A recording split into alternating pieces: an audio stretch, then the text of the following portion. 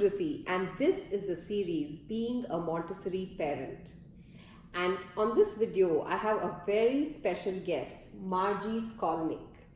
And I happened to meet Margie in New York, and I'm so happy that I can be talking to her about this particular topic, which is so important to all parents. So that's why I invited her over to be a part of the series. So Margie, welcome. And just to tell you a little bit about Margie and why it's so important to have her over here today. She has done her occupational therapy in the Tufts University in United States, and she's also done her master's in special education and specialized in learning disabilities. So I think you know now why she's here and why there's so much we can learn from her. But it's let's take the most out of the little time that we have with Margie. So Margie, can you tell us just how do parents identify misbehavior? Well, a lot of what parents, how parents can identify misbehavior is what makes them uncomfortable. And then thinking further, what is acceptable in society, whatever your society is. And our goal certainly is to prepare our children to be successful, functioning members in society. And you're doing that almost from the very, very beginning. What behavior will you help them develop that will make them successful? If we can just talk about what are some things that parents should not be doing during a misbehavior. Like you can even take an example and tell us what are some things that we should definitely not be doing. Well, I think threats are not successful. I think maybe overcorrecting, punishing. There are so many ways that you can turn things around. If you decide you want your child to have a certain behavior, don't give up on it. Don't say, oh, this is too hard. I'm sorry I even began this.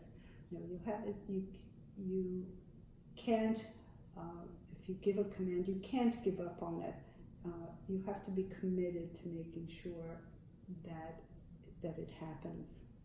So I from what I understand, it's don't threaten them and don't overcorrect mainly, right? Yes. And okay.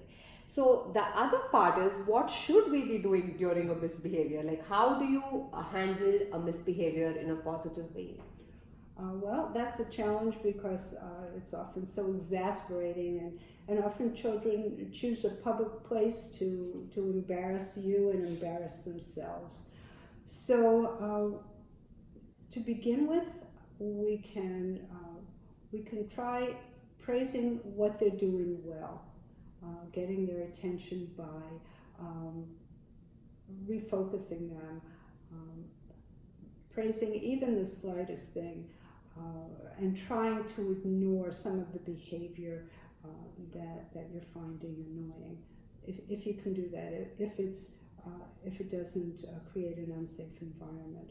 So praise what is good, try to ignore what is bad. Okay, and is it important that they set boundaries or anything like that? Oh, for sure. You create the rules, and you're mindful again of safety, and you're also mindful of helping your child to be successful in his daily life and in his future daily life.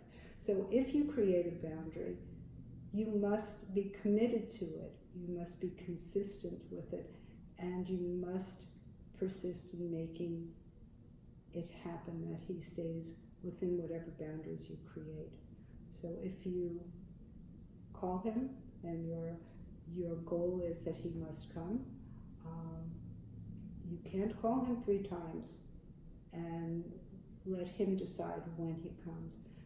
Your boundary is, I call you once, and you must listen to me. And you can make that clear in a very loving way. It's very important for child safety, and it's also important for his success in school that he knows that an authority figure needs to be obeyed. Many times, a lot of parents have said, this is a child, that's why he's misbehaving. So why should we, even take the trouble of doing anything? Why don't we just allow him to be, So can you tell us the importance of dealing with misbehavior and how it's beneficial for the child? Children don't necessarily learn what's acceptable and what's appropriate. That's why they have two parents. It's your job to guide them to behave in an appropriate way in your society, in your family, in your culture. The goal is, I want him to be successful in school, because if he's successful in school, he will hopefully have the opportunity to have a successful adult life. And that really starts very, very young, for the child to understand that he must pay attention to authority, and certainly at the very beginning, we're worried about safety. So again, it's a big responsibility, and sometimes it's exhausting. Should I discuss the little girl with the scissors? Yeah, you could. Oh, okay. I was consulting with a parent of the little girl was about 3 years old.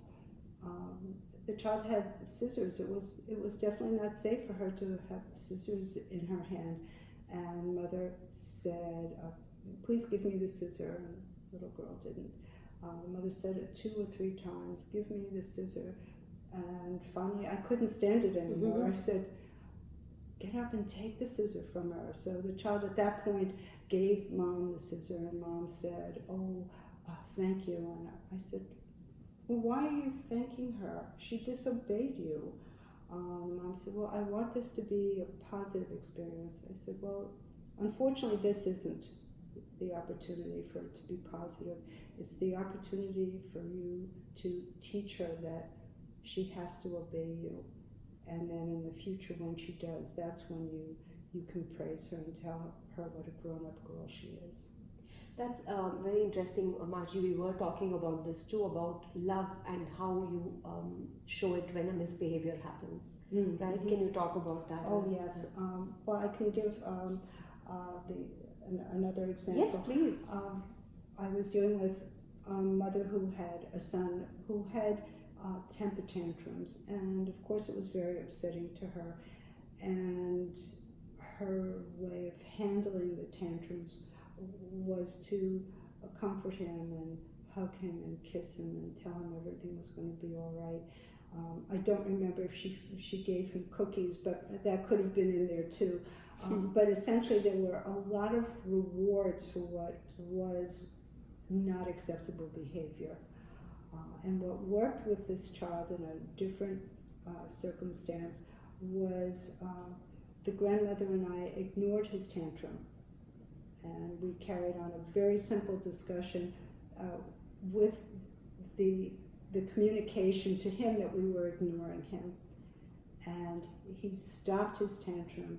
He ended up sitting next to his grandmother on the sofa.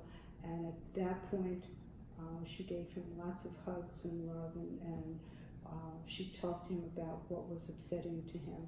So he got rewarded for his good behavior.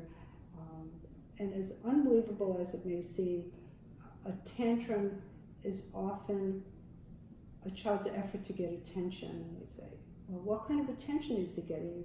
We're going to yell at him, we're going to punish him, whatever. In many cases, it doesn't matter what the attention is as long as the child gets the attention. From the child's perspective, from our perspective, we have to create a positive way for the child to exhibit behavior so he can get attention for that. Yeah, I think that's very important, really, to make sure that he knows what is acceptable and what is not acceptable. Yes. So Margie, just let's summarize. What do you think the best way to deal with this behavior? What are the few things that they need to remember? Well, I would say you have to be consistent. you get to set the rules and you get to decide how they're enforced.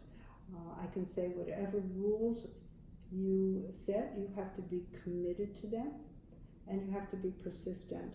So for example, I want my child to listen to me, so that means I'm not going to say a command 3 times. So again, be consistent and be persistent and committed to what your goals are.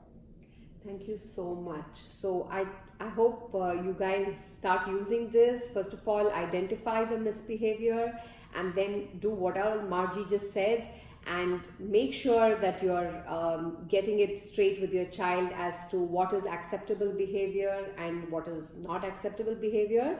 And remember, all this is happening for the welfare of the child so that they can learn their life skills and live harmonious lives. So once again, if you haven't pressed the subscribe button, this is the time. And if you want to know more about formative age, the Montessori method, or the online courses we offer, please do visit our website, that is www.formativeage.in. And thank you for listening, and thank you, Margie, for being here with us. Oh, you're welcome. Bye-bye.